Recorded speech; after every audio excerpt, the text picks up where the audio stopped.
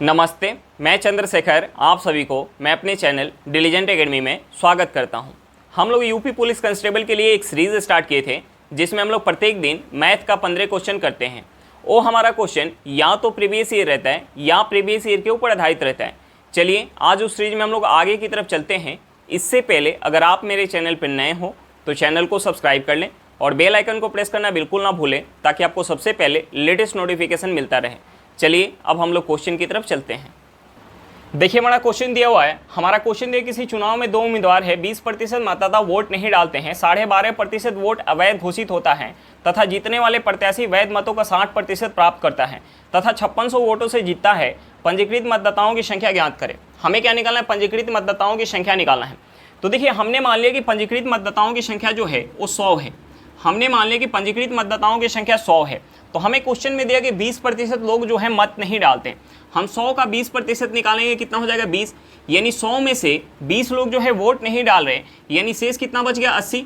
यानी 80 लोग जो है वोट डाल रहे हैं। अब देखिए हमें क्वेश्चन में दिया हुआ कि जितना वोट डल रहा है उसमें से 12.5% वोट जो है अवैध घोषित हो रहा है। 12.5% को अगर हम फ्रैक्शन में चेंज करेंगे तो कितना हो जाएगा? 1/8। यानी इस 80 का 1/8 वोट जो है अवैध हो गया। 80 का 1/8 निकालेंगे, कितना हो जाएगा? 10। यानी 80 में से 10 वोट जो है अवैध हो गया, यानी वैध कितना हो गया? 70। अब देखिए हमें क्वेश्चन में दिया हुआ है कि जितना वैध वोट है, जितना जो है वैध वोट है उसमें से 60% जीतने वाले प्रत्याशी को मिल रहा है। यानी 70 का 60% एक प्रत्याशी को मिल रहा है और हारने वाले को कितना मिल जाएगा? 40%। तो हम इस 70 का 60% निकालेंगे, ये कितना हो जाएगा? 42। और 70 का हम अगर 40% निकालेंगे कितना हो जाएगा? 28। यानी जीतने वाला प्रत्याशी यहाँ कितना मतों से जीत रहा है? जीतने वाला प्रत्याशी यहाँ जो है 14 मतों से जीत रहा है। हमने मान लिया था कि टोटल हमारा पंजीकृत मतदाता की संख्या जो है 100 है, तो जीतने वाला प्रत्याशी जो है 14 मतों से जीत रहा है। लेकिन हमें क्वेश्चन में क्या दिया हुआ है कि जीतने वाला प्रत्याशी 5600 वोटों से जीत रहा है। यानी इस 14 यूनिट का जो वैल्यू है वो हमें क्वेश्चन में क्या दिया हुआ है? 5600 दिया हुआ है। 14 यूनिट का वैल्यू हमें क्वेश्चन में 5600 दिया हुआ है। तो हम यहाँ से 1 यूनिट का वैल्यू निकालेंगे। हम इसे 14 से काटेंगे, ये 4 बार में जाएगा, 2 जीरो आ जाएगा। हमें क्या निकालना था? पंजीकृत मतदाता की संख्या। हमने क्या मान के रखा है यहाँ? 100। यानी हमें 100 यूनिट का वैल्यू निकालना है। 100 यूनिट का वैल्यू कितना हो जाएगा? हम इसमें 400 में 100 से गुना करेंगे, ये हमारा कितना हो गया? 40,000। यानी टोटल पंजीकृत मतदाता की संख्या हमारा क्या निकल के आ गया? 40,000। चलिए क्वेश्चन समझ में आ गया होगा। नेक्स्ट क्वेश्चन पे चलते हैं। देखिए हमारा क्वेश्चन क्या दिया हुआ है। हमारा क्वेश्चन दिया है एक मोबाइल फ़ोन और एक घड़ी के लागत मूल्य का अनुपात 3:4 है। उनके बिक्री मूल्य के बीच का अनुपात क्या है अगर मोबाइल फ़ोन को 20% लाभ पर बेचा जाता है और घड़ी को 20% हानि पे बेचा जाता है। हमें क्वेश्चन में सीपी का रेशियो दिया हुआ है और हमसे एसपी का रेशियो पूछ रहा है। देखिए हमें सीपी का रेशियो कितना दिया हुआ है? हमें सीपी का रेशियो दिया हुआ है, मोबाइल फ़ोन और घड़ी का रेशियो कितना दिया है? 3:4। हमें रेशियो कितना दिया है? 3:4 दिया हुआ है। तो देखिए हम यहाँ से सीपी मान सकते हैं कि फ़ोन का सीपी अगर 300 रुपया होगा तो घड़ी का सीपी कितना होगा? 400 रुपया होगा। हम ये चीज़ मान सकते हैं। अब देखिए हमें क्वेश्चन में क्या दिया हुआ है कि मोबाइल जो है 20% लाभ पे बेचा जा रहा है। तो देखिए हम यहाँ से एसपी का रेशियो निकालेंगे। मोबाइल फ़ोन का दाम कितना है? 300 रुपया और घड़ी का दाम कितना है? 400 रुपया। देखिए 300 रुपया पे 20% का लाभ ले रहा है, यानी 300 का 20% हम निकालेंगे, कितना हो जाएगा? 300 का 20% 60 हो जाएगा। यानी फ़ोन को जो है 360 रुपये में बेच रहे हैं और घड़ी पे जो है 20% हानि हो रहा है। यानी हम इस 400 का 20% निकालेंगे, कितना हो जाएगा? 400 का 20% कितना हो जाएगा? 80 हो जाएगा। यानी 80 रुपये हानि पे बेच रहा है। यानी इस 400 में से हम 80 रुपये माइनस करेंगे, ये कितना हो जाएगा? ये हो जाएगा 320 रुपया। अब देखिए हमारा यहाँ से फ़ोन और घड़ी का एसपी का रेशियो निकल के आ गया। हम यहाँ से 0 से 0 काटेंगे। हम इसे और क्या काट सकते हैं? हम इसे 4 से काट सकते हैं। ये 4 से 9 बार में जाएगा, ये 4 से कितने बार में जाएगा? 8 बार में। यानी यहाँ से हमारा एसपी का रेशियो क्या निकल के आ गया? 9:8। हमसे क्वेश्चन में क्या पूछ रहा था? बिक्री मूल्य का रेशियो पूछ रहा था। बिक्री मूल्य का रेशियो कितना निकल के आ गया? 9:8 निकल के आ गया। चलिए क्वेश्चन समझ में आ गया होगा। नेक्स्ट क्वेश्चन पे चलते हैं। देखिए हमारा क्वेश्चन क्या दिया हुआ है। हमारा क्वेश्चन दिया है 6 आदमी किसी कार्य को 10 दिनों में कर सकते हैं, 10 महिलाएं उसी कार्य को 16 दिनों में कर सकती है, तो 5 आदमी तथा 12 महिलाएं मिलकर कार्य को कितना दिन में समाप्त करेंगे? तो देखिए हमें क्वेश्चन में क्या दिया हुआ है। हमें क्वेश्चन में दिया हुआ है कि 6 आदमी, हमें क्वेश्चन में दिया हुआ है 6 आदमी मिलकर किसी काम को 10 दिन में कर रहे हैं, उसी काम को 10 महिलाएं मिलकर 16 दिन में कर रही है। तो हमसे पूछ रहा है कि उसी काम को 5 आदमी और 12 महिलाएं मिलके कितना दिन में करेंगी। हमें इस x का वैल्यू निकालना है। तो देखिए हमें सबसे पहले क्या निकालना पड़ेगा, आदमी और औरत का इफिशियंसी का रेशियो निकालना पड़ेगा। तो हम इन दोनों से आदमी और औरत का इफिशियंसी का रेशियो निकाल सकते हैं। यहाँ से हमारा 10 से 10 कट जाएगा, हम इसे 2 से काटेंगे, ये 3 बार में जाएगा, ये 2 से 8 बार में जाएगा। यहाँ से हमारा m/w क्या निकल के आ गया, यहाँ से m/w निकल के आ गया 8/3। यानी आदमी का इफिशियंसी अगर 8 यूनिट है तो महिला का इफिशियंसी कितना है, 3 यूनिट। अब देखिए दोनों का इफिशियंसी हमें पता चल गया। हम किसी एक में या तो हम यहाँ m का वैल्यू पुट कर लें या हम यहाँ w का वैल्यू पुट कर लें, तो हमारा टोटल वर्क यूनिट निकल के आ जाएगा। उस टोटल वर्क यूनिट को 5 आदमी और 12 महिला मिलकर करेंगे तो कितना समय लगेगा, हमें उस समय को निकालना है। तो हम यहाँ w का वैल्यू पुट कर लेते हैं। हम यहाँ w का वैल्यू पुट करेंगे तो w का वैल्यू कितना है 3, यानी 10 × 3 गुने कितना हो जाएगा 16। इतना वर्क यूनिट हमें किससे कराना है, 5 आदमी और 12 महिला से। अब देखिए एक आदमी का जो है इफिशियंसी है वो 8 यूनिट है, तो 5 आदमी का इफिशियंसी कितना हो जाएगा 40 यूनिट। एक महिला का इफिशियंसी कितना है 3 यूनिट, तो 12 महिला का इफिशियंसी कितना हो जाएगा 36 यूनिट। इनटू हमारा क्या हो जाएगा x। हम यहाँ से और क्या लिख सकते हैं, हम इसे लिख सकते हैं 10 × 3 × 16 इक्वल टू ये कितना हो जाएगा 76 × x। हम इसे 4 से काटेंगे तो ये 4 से 4 बार में जाएगा, ये 4 से 19 बार में जाएगा। हम यहाँ गुना कर लेंगे, 4 × 12, 12 में 10 से गुना करेंगे कितना हो जाएगा 120 इक्वल टू 19 × x। अब देखिए यहाँ से हमारा x का वैल्यू क्या निकल के आ जाएगा, यहाँ से हमारा x का वैल्यू निकल के आ जाएगा 120/19 दिन। हमारा समय क्या निकल के आ गया 120/19 दिन। हम इसे क्या लिख सकते हैं, हम इसे लिख सकते हैं 6/19 दिन। कितना समय लग जाएगा, 6/19 दिन। चलिए क्वेश्चन समझ में आ गया होगा, नेक्स्ट क्वेश्चन पे चलते हैं। देखिए हमारा क्वेश्चन क्या दिया हुआ है, हमारा क्वेश्चन दिया नल ए तथा बी किसी टंकी को क्रमशः 12 मिनट तथा 18 मिनट में भर सकता है। नल सी की सहायता से सभी नल टंकी को 10 मिनट में भर सकते हैं। तो नल सी की प्रकृति बताएं और नल सी खाली टंकी को भरने या भरी टंकी को खाली करने में कितना समय लेगा। देखिए हमें ये नहीं पता है कि नल सी जो है वो खाली करने वाला नल है या भरने वाला नल है। तो देखिए हम सबसे पहले क्या करेंगे, जो हमारा समय दिया हुआ है, समय जो हमारा दिया हुआ है, हम उस समय का सबसे पहले एलसीएम निकालेंगे। हमारा समय क्या दिया है 12 मिनट, 18 मिनट और 10 मिनट। तो हम सबसे पहले 12, 18 और 10 का हम एलसीएम निकालेंगे। 12, 18, 10 का एलसीएम कितना हो जाएगा, 12, 18, 10 का एलसीएम हो जाएगा 180। 12, 18, 10 का एलसीएम कितना हो जाएगा 180 हो जाएगा। अब देखिए हमने मान लिया कि टंकी की जो धारिता है वो 180 यूनिट है। हमने मान लिया कि टंकी की जो धारिता है वो 180 यूनिट है। अब देखिए ए जो है टंकी को 12 मिनट में भर रहा है, बी जो है टंकी को 18 मिनट में भर रहा है, बी जो है टंकी को 18 मिनट में भर रहा है, और तीनों नल एक साथ यानी ए, बी और सी एक साथ मिलके जो है 10 मिनट में भर रहे हैं। तीनों मिलके एक साथ 10 मिनट में भर रहे हैं। अब देखिए ए जो है 12 मिनट में 180 यूनिट पानी टंकी के अंदर भर रहा है, यानी 1 मिनट में कितना भर रहा होगा 15 यूनिट। बी जो है 18 मिनट में 180 यूनिट पानी भर रहा है, तो 1 मिनट में कितना भर रहा होगा 10 यूनिट। और तीनों मिलके 10 मिनट में 180 यूनिट पानी भर रहे हैं, यानी 1 मिनट में कितना भर रहे होंगे 18 यूनिट पानी। 1 मिनट में कितना भर रहे होंगे 18 यूनिट पानी। अब देखिए ए जो है 1 मिनट में 15 यूनिट पानी भर रहा है, और बी जो है 1 मिनट में 10 यूनिट पानी भर रहा है, और तीनों मिलके 1 मिनट में 18 यूनिट पानी ही भर रहे हैं। इसका मतलब क्या हुआ कि ए जो है 1 मिनट में 15 यूनिट पानी भर रहा है और बी जो है 1 मिनट में 10 यूनिट पानी भर रहा है, यानी दोनों मिलके ही भरेंगे तो 1 मिनट में 25 यूनिट पानी भर जाएगा। लेकिन तीनों नल को एक साथ खोला जा रहा है तो 1 मिनट में 18 यूनिट पानी ही भर रहा है। इसका मतलब ये हुआ कि सी जो है 7 यूनिट पानी खाली कर रहे हैं। सी कितना यूनिट पानी खाली कर रहा है 7 यूनिट पानी खाली कर रहे हैं। यानी हमें सी का प्रकृति पता चल गया कि सी जो है खाली करने वाला नल है। सी जो है खाली करने वाला नल है और सी जो है प्रत्येक मिनट में 7 यूनिट पानी खाली कर रहे हैं। सी जो है प्रत्येक मिनट में 7 यूनिट पानी खाली कर रहे हैं। तो हमसे पूछ क्या रहा था कि नल सी का प्रकृति बताएं, यानी नल सी हमें प्रकृति पता चल गया कि खाली करने वाला नल है। तो हमें क्या निकालना है कि भरी टंकी को खाली करने में नल सी को कितना समय लगेगा। टंकी का कैपेसिटी कितना है 180 यूनिट, और नल सी जो है 1 मिनट में 7 यूनिट पानी बाहर कर रहा है, यानी 180 यूनिट पानी खाली करने में 180 यूनिट पानी खाली करने में सी को कितना समय लग जाएगा। हम इसे 180 में 7 से भाग देंगे। यहाँ से हमारा क्या निकल के आ जाएगा, अगर हम इसे 7 से काटेंगे तो ये 7 से कितने बार में जाएगा, ये 7 से 7 दूनी 14, हाथ में कितना निकल के आएगा 40, यानी 40 7 × 5 = 35, 7 × 5 = 35, हाथ में 5/7, यहाँ से हमारा क्या समय निकल के आ गया, यहाँ से समय निकल के आ गया 25 सही 5/7 मिनट। समय क्या निकल के आ गया 25 सही 5/7 मिनट में नल सी जो है टंकी को खाली कर देगा। चलिए क्वेश्चन समझ में आ गया होगा, नेक्स्ट क्वेश्चन पे चलते हैं।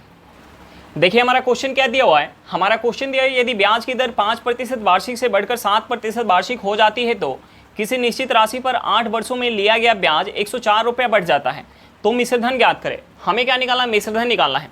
देखिए इस पूरे क्वेश्चन में हमें कहीं भी चक्रवृद्धि ब्याज नहीं लिखा हुआ है, यानी हम ये मान के चलेंगे कि ब्याज यहाँ साधारण ब्याज के दर से काउंट हो रहा है।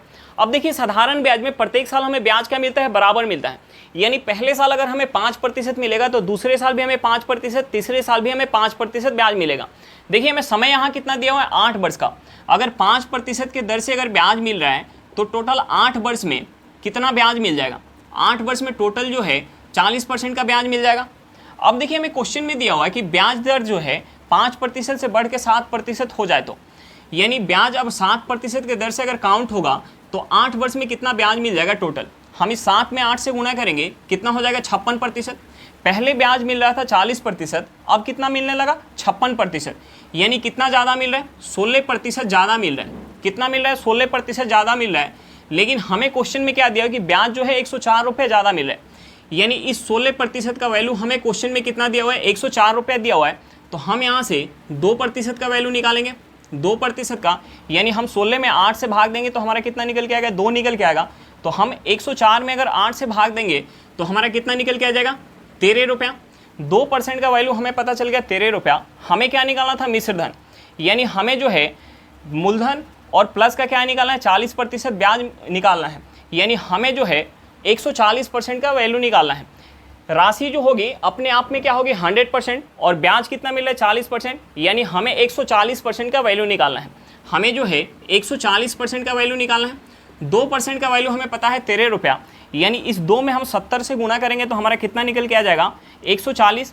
तो हम इस 13 में भी 70 से गुना करेंगे, 13 में 70 से गुना करेंगे कितना हो जाएगा 910 रुपया।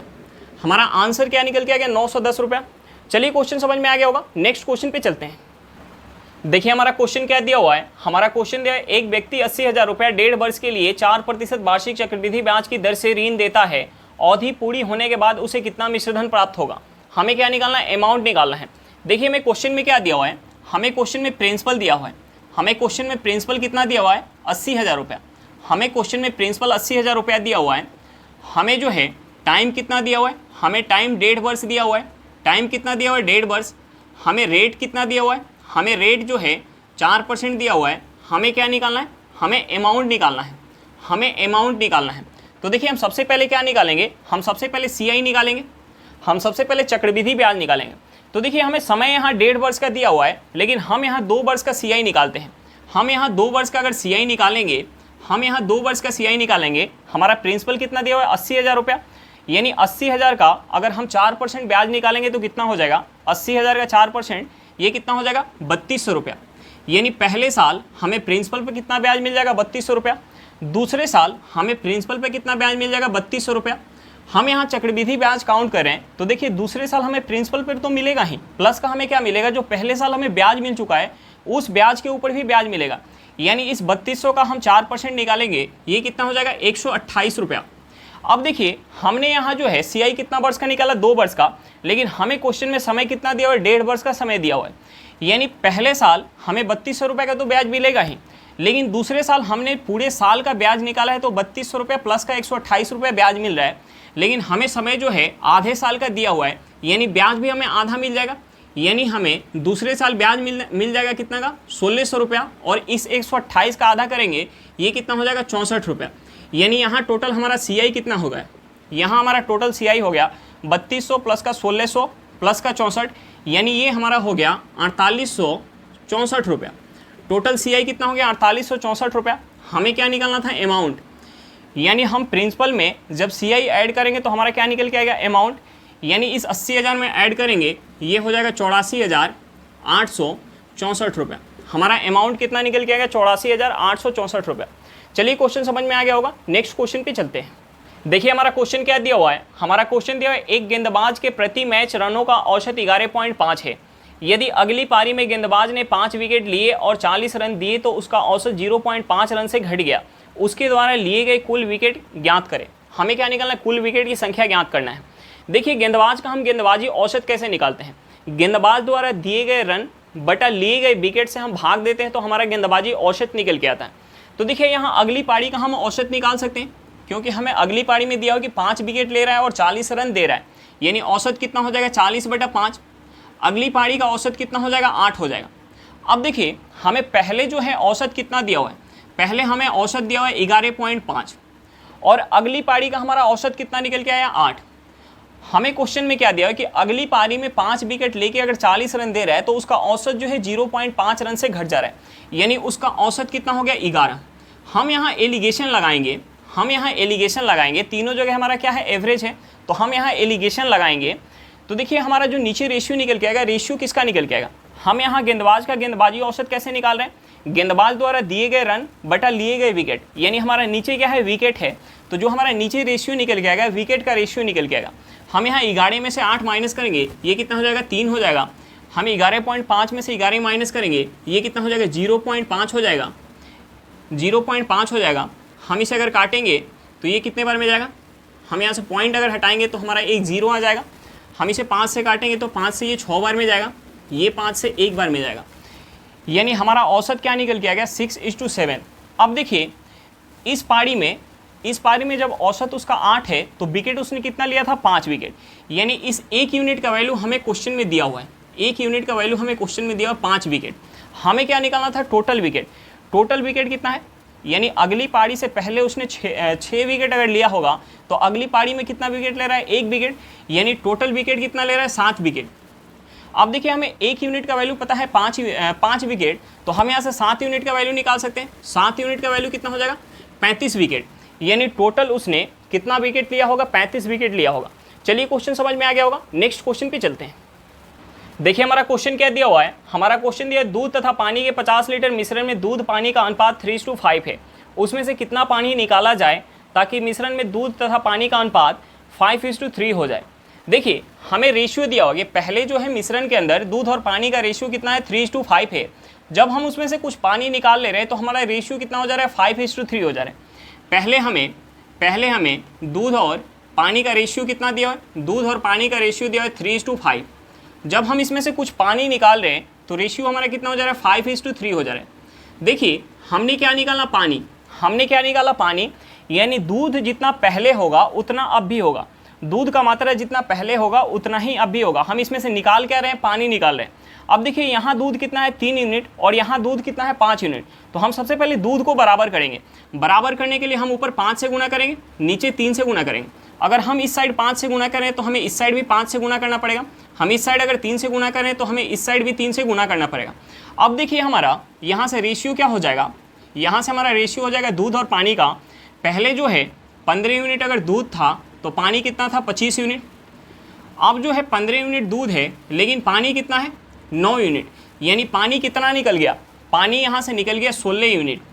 अब देखिए हमें टोटल मिश्रण दिया हुआ है, टोटल मिश्रण कितना दिया हुआ है 50 लीटर और यहाँ टोटल मिश्रण कितना है, दूध अगर 15 यूनिट है तो पानी कितना है 25 यूनिट है, यानी यहाँ टोटल मिश्रण कितना है 40 यूनिट। हमें यहाँ 40 यूनिट दिया हुआ है मिश्रण, लेकिन क्वेश्चन में हमें कितना दिया है 50 लीटर, यानी इस 40 यूनिट का जो वैल्यू है वो क्वेश्चन में हमें 50 लीटर दिया हुआ है। तो हम यहाँ से 4 यूनिट का वैल्यू निकाल सकते हैं। 4 यूनिट का वैल्यू क्या हो जाएगा 5 लीटर हो जाएगा। हमें क्या निकालना था, पानी का मात्रा निकालना था कि हम कितना पानी निकालें। पानी कितना निकालना है 16 यूनिट, यानी यहाँ से हमारा 16 यूनिट का वैल्यू निकल के आ जाएगा। 16 यूनिट का वैल्यू क्या हो जाएगा, हम इस 4 में 4 से गुना कर रहे हैं तो 5 में भी 4 से गुना करेंगे, ये कितना हो जाएगा 20 लीटर। यानी मिश्रण में से अगर हम 20 लीटर अगर पानी निकाल लें, मिश्रण में से अगर 20 लीटर पानी निकाल लें तो दूध और पानी का रेशियो क्या हो जाएगा 5:3 हो जाएगा। चलिए क्वेश्चन समझ में आ गया होगा, नेक्स्ट क्वेश्चन पे चलते हैं।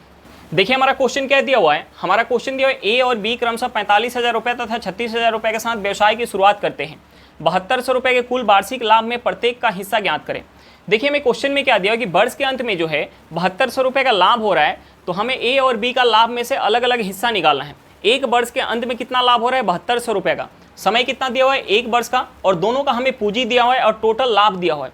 तो हमारा लाभ का रेशियो अगर निकल के आ जाए, लाभ का रेशियो निकल के आ जाए ए और बी का, तो हम दोनों का अलग अलग लाभ बता पाएंगे क्योंकि हमें टोटल लाभ दिया हुआ है। अब देखिए हम लाभ का रेशियो कैसे निकालते हैं, पूंजी का रेशियो निकाल के और समय का रेशियो निकाल के दोनों को गुना करते हैं तो हमारा लाभ का रेशियो निकल के आता है। अब देखिए दोनों का पूंजी हमें पता है, ए का पूंजी 45,000 है और बी का पूंजी कितना है 36,000 रुपये है। समय कितना है, दोनों के पास एक एक वर्ष का समय है, यानी दोनों का समय क्या है, बराबर है। देखिए जब भी समय बराबर होता है तो उस केस में क्या होता है कि जिस रेशियो में उनका पूंजी लगा होता है उसी रेशियो में लाभ बढ़ता है। तो देखिए यहाँ क्या होगा, जो हमारा पूंजी का रेशियो होगा वही क्या होगा, लाभ का रेशियो होगा। तो हम यहाँ से ए और बी का पूंजी का रेशियो निकाल सकते हैं। ए का पूंजी कितना है 45,000 रुपये है और बी का पूंजी कितना है 36,000 रुपये है। बी का पूंजी कितना है 36,000 रुपये है।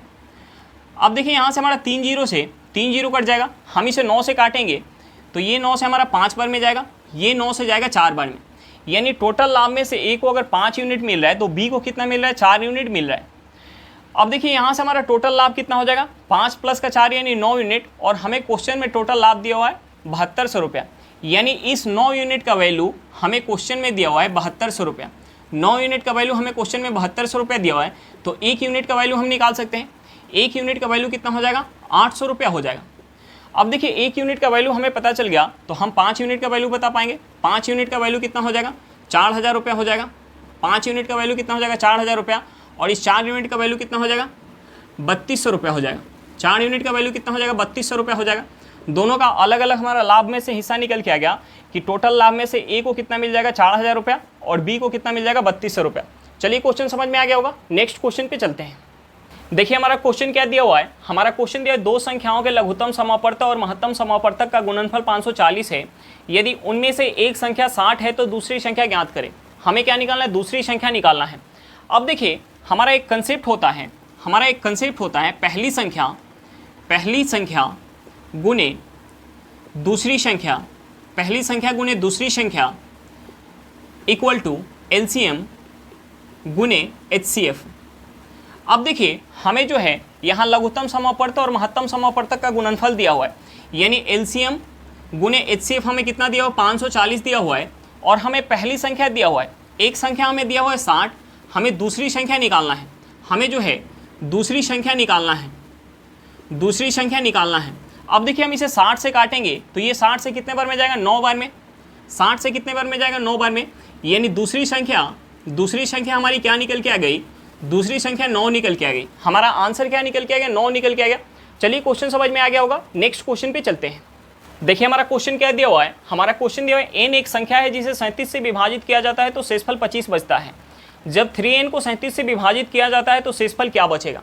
तो देखिए हम n बराबर कुछ मान लेते हैं। अब देखिए हम n को क्या माने ताकि हम उसे 37 से भाग दे तो हमारा शेष 25 बचे। तो हम n मान सकते हैं, हम यहाँ से n मान सकते हैं, n इक्वल टू 37 प्लस का 25 मान सकते हैं। 37 में 25 ऐड करेंगे, ये कितना हो जाएगा, 62 हो जाएगा। अब देखिए हम 62 में अगर 37 से भाग देंगे तो हमारा शेष कितना बच जाएगा, 25 बच जाएगा। तो हमें क्वेश्चन में अब क्या बोल रहा है कि अगर हम 3n को 37 से भाग दें तो 3n यानी हम इस 62 में 3 से गुना करेंगे, 62 में 3 से गुना करेंगे, ये कितना हो जाएगा, 186। अब हमें क्वेश्चन में बोल रहा है कि अगर हम 186 को 37 से भाग दें, 186 को अगर हम 37 से भाग दें तो हमारा शेष कितना बच जाएगा, शेष कितना बच जाएगा, हमें ये निकालना है। देखिए अगर हम 37 में अगर 5 से गुना करें तो हमारा कितना हो जाएगा, 185। 37 में अगर हम 5 से गुना करें तो ये कितना हो जाएगा, 185, यानी शेष हमारा कितना बच जाएगा, 1 बच जाएगा। हमारा आंसर क्या निकल के आ गया, हमारा आंसर निकल के आ गया 1। चलिए क्वेश्चन समझ में आ गया होगा, नेक्स्ट क्वेश्चन पे चलते हैं। देखिए हमारा क्वेश्चन क्या दिया हुआ है, हमारा क्वेश्चन दिया हुआ सबसे बड़े बांस की लंबाई बताएं जो 12 मीटर लंबे, 9 मीटर चौड़े तथा 8 मीटर ऊंचे कमरे में रखा जा सकता है।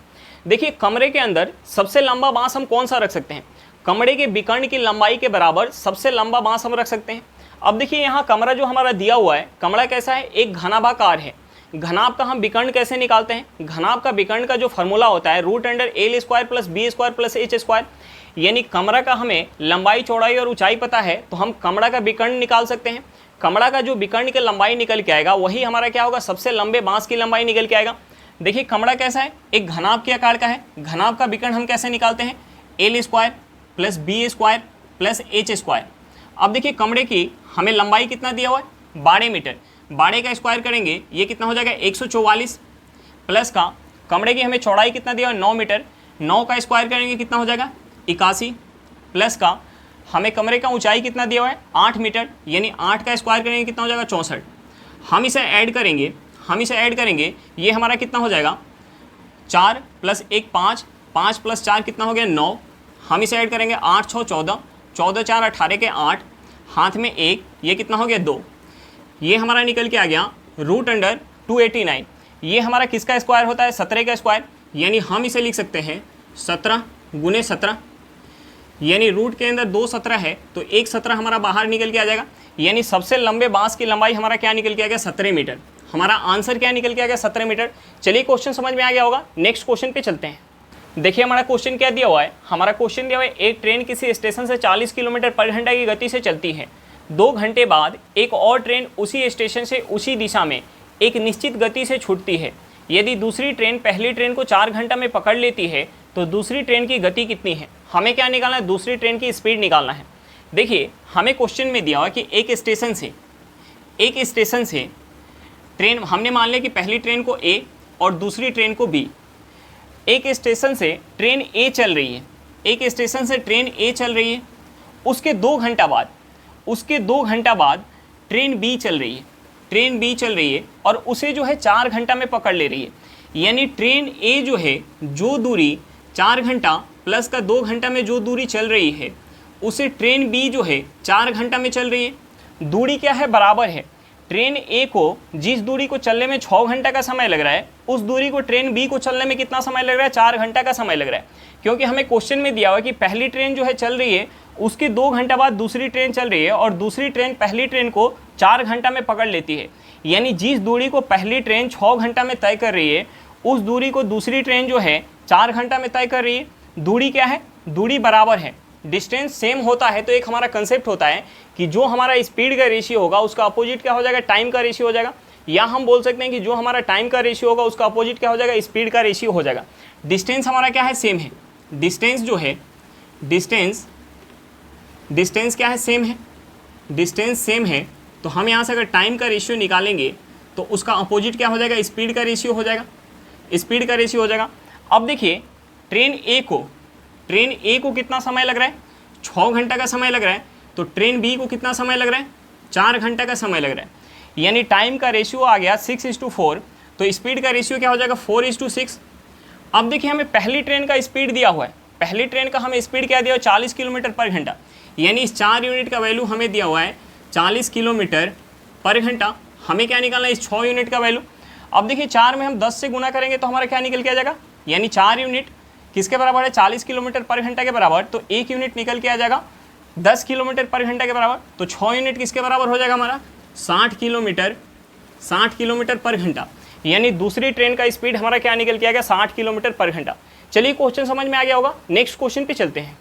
देखिए हमारा क्वेश्चन क्या दिया हुआ है, हमारा क्वेश्चन दिया हुआ है एक नाव को अनुकूल धारा में बिंदु ए से बिंदु बी तक तथा प्रतिकूल धारा में बिंदु ए तक वापस पहुंचने में 4 घंटे लगते हैं। यदि प्रवाह का वेग 2 किलोमीटर पर घंटा है और ठहरे पानी में नाव की गति 4 किलोमीटर पर घंटा है तो ए और बी के बीच की दूरी कितनी है। हमें क्या निकालना है, ए और बी के बीच की दूरी निकालना है। देखिए हमें क्वेश्चन में क्या दिया हुआ है, हमें क्वेश्चन में नाव का स्पीड दिया हुआ है, ठहरे हुए पानी में नाव का स्पीड दिया हुआ है। यानी हमें एक्स का वैल्यू क्या दिया हुआ है, 4 किलोमीटर पर घंटा। हमें जो है प्रवाह यानी धारा का वेग दिया हुआ है, यानी हमें वाई दिया हुआ है 2 किलोमीटर पर घंटा। हमें क्या दिया हुआ है, जाकर वापस आने में हमें टोटल जो टाइम लग रहा है, टाइम दिया हुआ है कितना, 4 घंटा। टोटल टाइम दिया हुआ है 4 घंटा। हमें क्या निकालना है, हमें जो है डिस्टेंस निकालना है। हमें क्या निकालना है, डिस्टेंस निकालना है। देखिए एक बार नाव जो है धारा के अनुकूल जा रही है, जब नाव धारा के अनुकूल जाती है तो वहाँ क्या होता है, नाव और धारा का स्पीड ऐड होता है। और एक बार धारा के प्रतिकूल जा रही है, यानी एक बार जब धारा के प्रतिकूल जाएगी, प्रतिकूल का मतलब क्या होता है, धारा के विपरीत, यानी वहाँ नाव और धारा का स्पीड माइनस हुआ होगा। दूरी क्या है, दूरी जो है दोनों केस में बराबर है। दूरी क्या है, बराबर है। तो एक हमारा कंसेप्ट होता है d equal to total time, जाने और वापस आने का total time into x square minus y square बटा 2x। अब देखिए हम यहाँ अगर वैल्यू पुट करेंगे, हमें टोटल टाइम पता है, हमें x का वैल्यू पता है, y का वैल्यू पता है, तो हम यहाँ पुट करेंगे तो हमारा d निकल के आ जाएगा। हमें क्या निकालना है, दोनों बिंदु के बीच की दूरी निकालना है, यानी d निकालना है। अब देखिए हम यहाँ वैल्यू पुट करेंगे, d इक्वल टू हमारा क्या हो जाएगा, टोटल टाइम कितना है, टोटल टाइम है 4 घंटा, एक्स हमारा कितना है, एक्स है 4 किलोमीटर पर घंटा, यानी 4 का स्क्वायर करेंगे कितना हो जाएगा 16, माइनस वाई कितना है 2 किलोमीटर पर घंटा, यानी 2 का स्क्वायर करेंगे कितना हो जाएगा 4 हो जाएगा। एक्स कितना है 4 है, यानी हम यहाँ 2 × 4 करेंगे, ये कितना हो जाएगा, ये हो जाएगा 8 हो जाएगा। यहाँ से काटेंगे, ये 2 बार में जाएगा, यहाँ से हमारा डी क्या निकल के आ जाएगा, 16 में से अगर 4 माइनस करेंगे तो ये कितना हो जाएगा 12/2, 12/2, यानी हम इसे लिख सकते हैं 6 किलोमीटर। दूरी क्या निकल के आ गया, दोनों बिंदु के बीच का दूरी निकल के आ गया 6 किलोमीटर। चलिए क्वेश्चन समझ में आ गया होगा, नेक्स्ट क्वेश्चन पे चलते हैं। देखिए हमारा क्वेश्चन क्या दिया हुआ है, हमारा क्वेश्चन दिया हुआ है यदि a/b = 5/8 तो 11/14 plus b minus a/b plus a = क्या होगा। हम देखिए यहाँ से मान सकते हैं, हम यहाँ से मान सकते हैं a = 5 और b = 8 मान सकते हैं।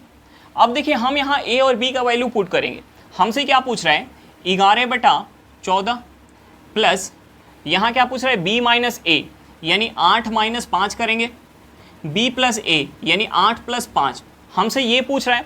अब देखिए हम यहाँ से लिख सकते हैं इसे 11/14 प्लस हम इसे क्या लिख सकते हैं, माइनस करेंगे ये हो जाएगा 3 और ये कितना हो जाएगा 13। हम इन दोनों को ऐड करेंगे, यहाँ से हमारा एलसीएम कितना हो जाएगा, यहाँ से हमारा एलसीएम हो जाएगा 182। हम 11 में अगर 13 से गुना करेंगे ये कितना हो जाएगा 143, ये कितना हो जाएगा 143, और हम 14 में 3 से गुना करेंगे ये कितना हो जाएगा, ये हो जाएगा 42। हम इसे ऐड करेंगे, ये हमारा कितना हो जाएगा 185, यानी यहाँ से हमारा आंसर निकल के आ गया 185/182। हमारा आंसर क्या निकल के आ गया 185/182। चलिए क्वेश्चन समझ में आ गया होगा। आज के लिए इतना ही, फिर मिलते हैं नेक्स्ट क्लास में। अगर क्लास अच्छा लगे तो क्लास को लाइक करिएगा, अगर आप मेरे चैनल पर नए हो तो चैनल को सब्सक्राइब करिएगा और क्लास को अपने दोस्तों के साथ शेयर करना बिल्कुल मत भूलिएगा। चलिए बाय बाय।